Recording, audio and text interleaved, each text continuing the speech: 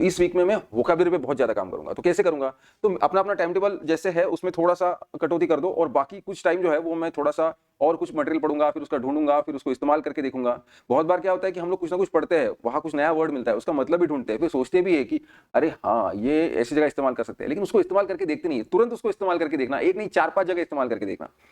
फिर वो ध्यान में रह जाता है।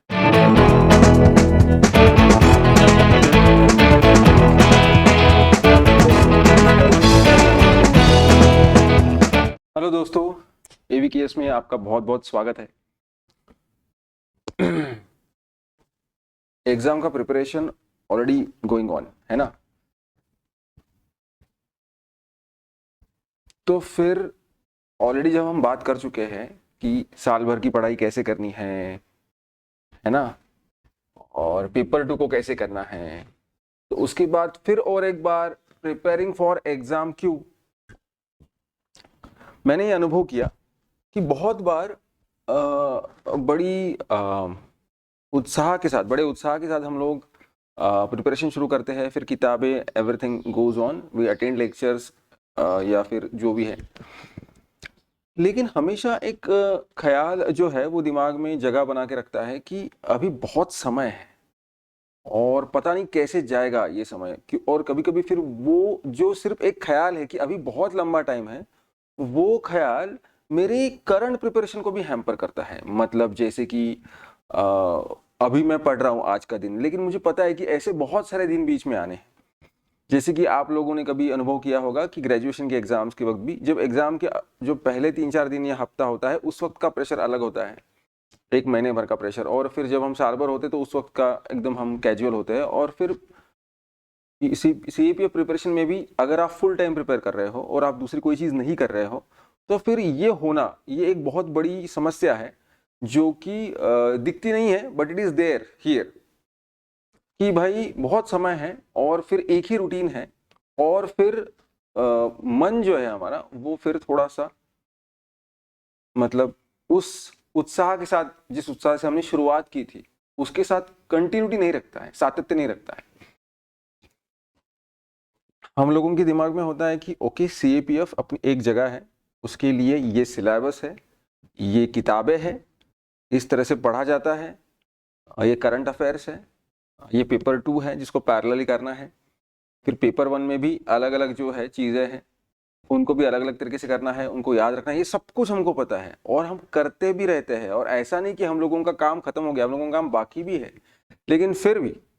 जब ये लगता है कि जिसको हम नॉर्मली सैचुरेशन बोलते हैं,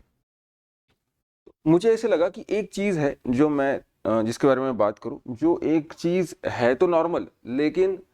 अभी यार अगर हमने डिसाइड ही कर लिया है तो हमको भी अपने आप को उत्साह दिलाने के लिए कुछ चीज़ें करनी पड़ेगी। ऐसा नहीं होगा कि हर बार आपको कोई और उत्साह दिलाएगा। तो क्या कर सकते हैं, तो मैंने सोचा कि जैसे कि पकड़ लीजिए, मैं ऐसा कर सकता हूँ क्या कि अभी आज उठा, रीडिंग गया,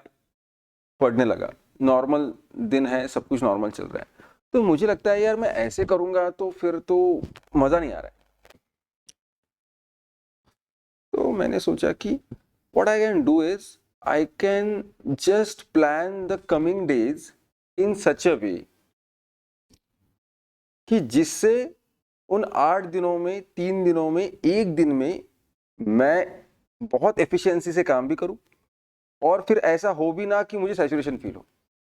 तो मैंने सोचा कि हम लोग इसको इस तरह से कर सकते हैं,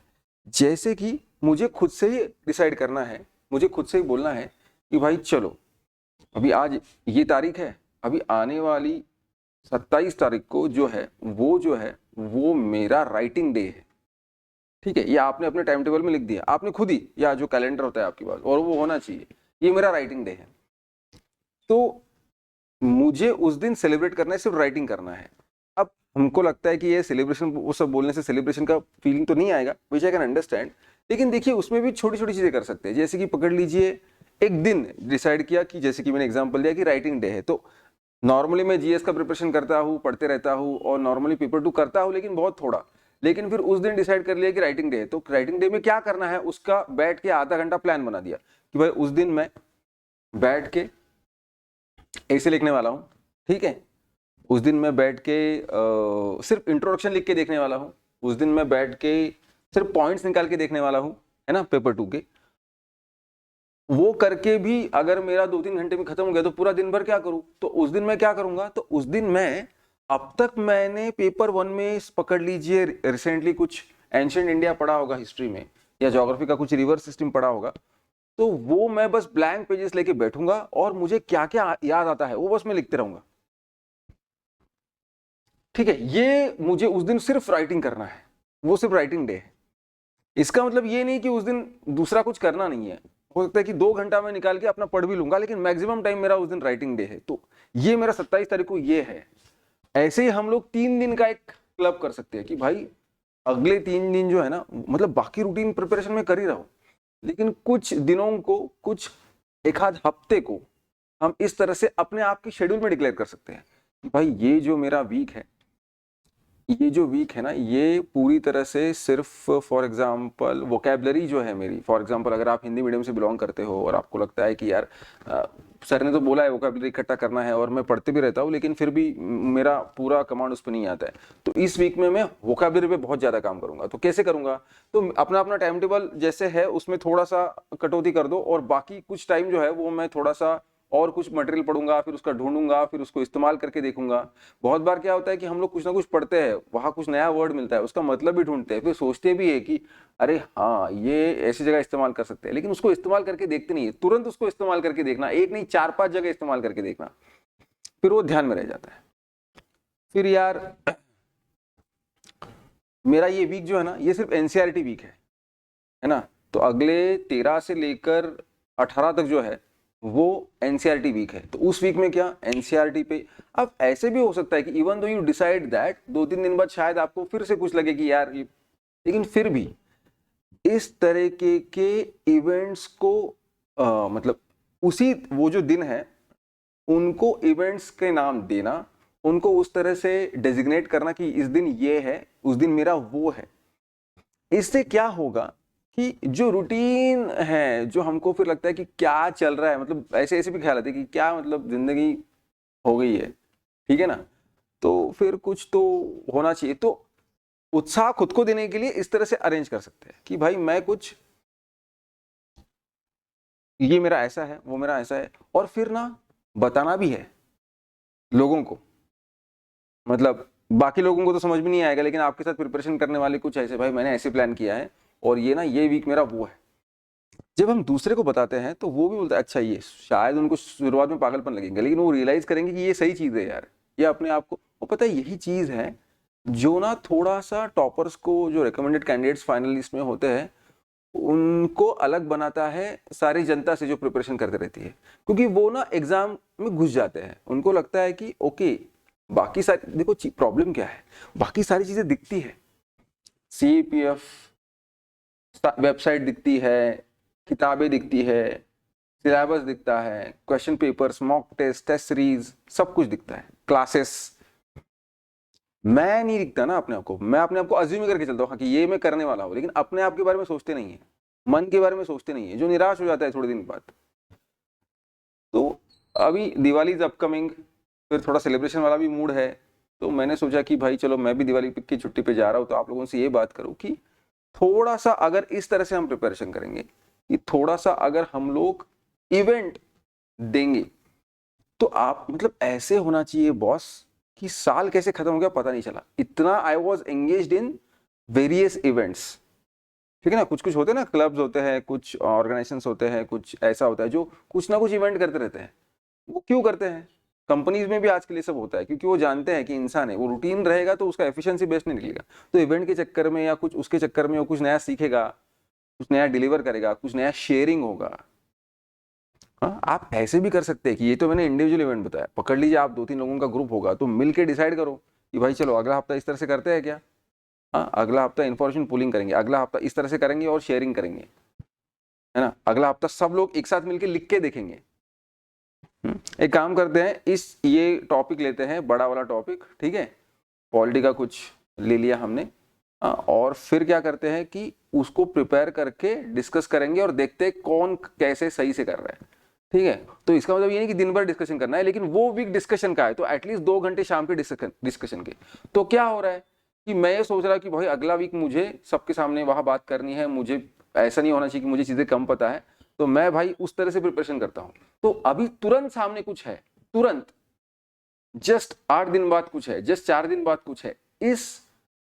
भावना से मन जो है वो थोड़ा प्रेशर में आके ज्यादा अच्छे से प्रिपेयर करता है। और फिर आपको किसी के सामने वो प्रेजेंट करना है, पकड़ लो 2-3 लोग मिलकर डिस्कस कर रहे हैं या कुछ, कोई भी सवाल पूछो, मैं बता रहा हूँ,